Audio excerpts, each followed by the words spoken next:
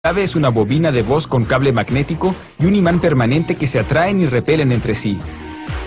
Cuando la bobina se mueve hacia atrás y adelante, hace vibrar a un cono sensible.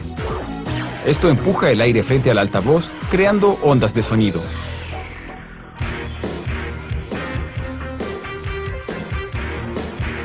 Los altavoces contienen al menos dos combinaciones de imán y conos, conocidos como controladores. Por lo general se localizan al interior de una caja llamada gabinete de altavoz.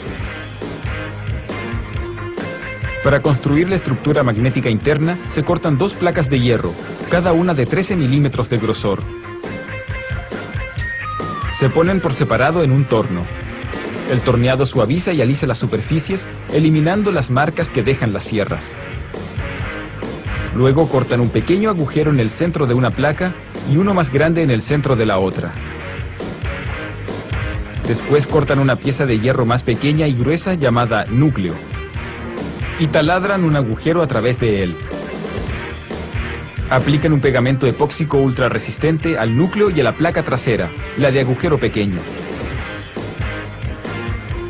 Pegan y atornillan las piezas debido a que la adherencia debe ser fuerte para soportar la intensa atracción magnética. Se adhiere un filtro de espuma en el agujero para asegurar que la vibración del cono no atraiga polvo y cause daños internos. Ahora aplican pegamento en el extremo más angosto de lo que se conoce como cesta metálica, un marco de aluminio vaciado que sostiene la estructura magnética y el cono. Atornillan la placa frontal, la del agujero grande, sobre la superficie adherida. Luego pegan la parte inferior de la placa frontal con un lado de la ferrita, un aro cerámico hecho en base a polvo de hierro. Después de adherir la ferrita a la placa frontal, aplican pegamento al otro lado de la ferrita y giran la cesta por encima para fijar la placa trasera. El núcleo encaja en el agujero grande de la placa frontal. Insertan espaciadores metálicos mientras el pegamento se seca. Después de atornillar los terminales a la cesta, ponen toda la estructura recién ensamblada en una máquina magnetizadora, aplicando 600 voltios de corriente.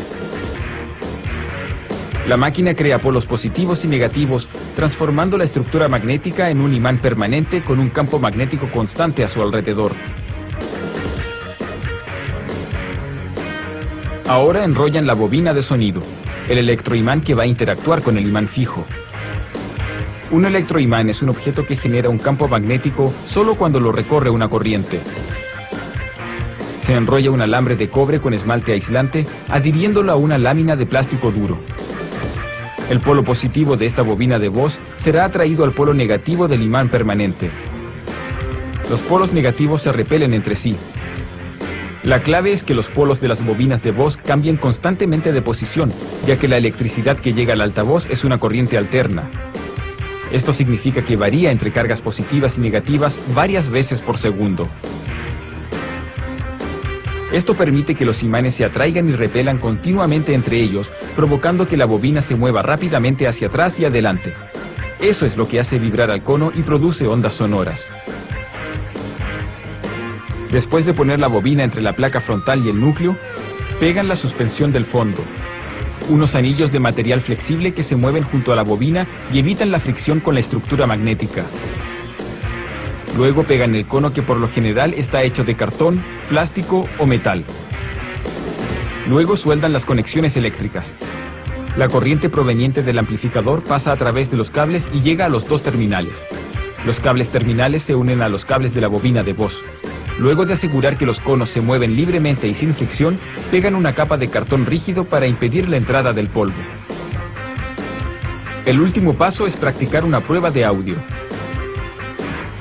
El altavoz se conecta a una máquina que transmite distintas frecuencias para asegurarse de que los movimientos de la bobina y el cono no se encuentren obstruidos. Luego, una computadora analiza las ondas de sonido que envía al controlador. Los sistemas de altavoces de dos salidas tienen dos controladores en cada gabinete, uno para graves y otro para agudos. El de los graves posee un gran cono que vibra más lento para producir frecuencias bajas. El de los agudos tiene un cono pequeño que vibra rápidamente con las frecuencias altas. Los sistemas de tres salidas poseen un tercer controlador con un cono mediano para los rangos medios.